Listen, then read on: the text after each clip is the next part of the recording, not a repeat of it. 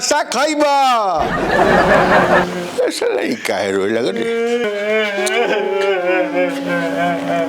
अरे मारी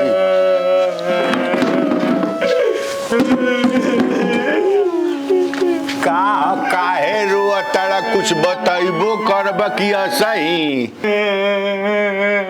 हेलो दांत तो ठीक है बा दांत दुखाता ना खाना खैले रहला तब काहे रोआ तारा का सारा लेके बुझात मने अगम ज्ञानी है हम तारा नहीं के बुझात हम जानतानी माई तार जब से गइल बड़ी तब से दुख तारो बाटे दुख हमरो बाटे लेकिन कहाँ देखाई केकरा से देखाई तू तो रोई होला तारा हम केकरा लगे रोई जहाँ रोए के बता रोवाओ तो नहीं कर सकता इतना बड़ा लेवल इतना उम्र हो गई तारा तन को ध्यान नहीं के हमारे इतना उम्र हो गई तारा तन को ध्यान नहीं के अच्छा बाबू ना ध्यान रही तो हाथ ना पर कैसे हो तो तू ही बतावा ना खाता रहा तारा पढ़ा तारा लिखा तारा सब तो हमारे उम्र का लड़का कहाँ से कहाँ गणा दाम हो जाके वही जवानी तो तू अपना घर ही नूट के उड़ेला तू तो अपना घर ही बाड़ तेरा दिक्कत का बाटे बतावा ना हमार बियाह करा दिला तो हम जहर मार खा के मर जाए हम ना मर जाए बियाह करा सुना बियाह हम लड़की खोजत तनी कहीं देखत नहीं है बियाह नहीं करे तो लोग खाना नहीं खाए तो बियाह राखल में पैक करके पैकेट में के ले आके तरह के दे दी हम बियाह करावा अरे तो बियाह लड़कीए से नु करब लड़की खोजाई देखाई बियाह के दिन रखाई ओकरा बादे नु बियाह होई कब देखे जाइबा कब देखे जाइबा तो कहाँ रखल बा का की जाके देख ली अभी लड़की पता होई तब नु हाँ तो जल्दी देख आना तो मर जाए कुछ खा ले कुछ जहर मार खा के मर जाए अच्छा हमरा के देख के तरह नहीं के बुझात की हाथ में संतोष करके हम जब रह सकिले तो तू बेटे नु हुआ तो तारा संग हम का कुछ खो पाए मेरा चाहिए तो रोक ना हम जुगाड़ करते हैं ठीक नु बाबू हमार सोना कहिया ले बस एकदम जितना जल्दी हो जाए एकदम कर दे ठीक नु अगले महीने ले हो जाए चाहिए अगले महीने ले हाँ ठीक भाई 1 महीने तक ले खा अपनो देखतन तारो देखतन ठीक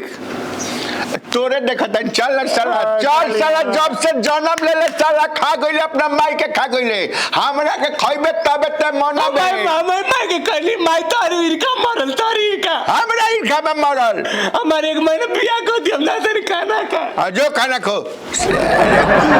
कहीं का साला अरे हमरो बुढ़ारी में तो बियाह करे अरे बूढ़ा थोड़े बनी हम साला कोनो सुन ली है से तो बियाह है हमरो ना हुई इस साला के पहले बियाह करवा देते नहीं क्या अच्छा हाँ राम परवेश हाँ कहा दमरी हो गई हाँ तो तू तो दौरी करते बड़ा हमनी के दौरी नहीं के होत नु हमारा दमरी के चक्कर में हाई छोकरवा हमर पागल आइल बा बुझल की ना ए साले के जहिया पूछ दी हम पागल नहीं के भाई मन कहे तो बियाह करे के कौन लड़की तरह नजर में होके तो बताइया बियाह तो हमरा के बताइया ना 1 महीना में कर लेबे की करे के बा अच्छा ठीक बा बताइए ठीक नो किस देना है ले ले अरे माई काटा काटा काटा अरे साला ही भगवान ही राम राम राम ही बाप यही आँख से काल लोग गई अरे साला तो बड़का बड़ेड़ा बड़े सरे बताओ ही भगवान कौना के बेटा बेटी हाँ ऐसा साला ही लाजो नहीं खेला गते कन की ही भगवान अरे राम राम राम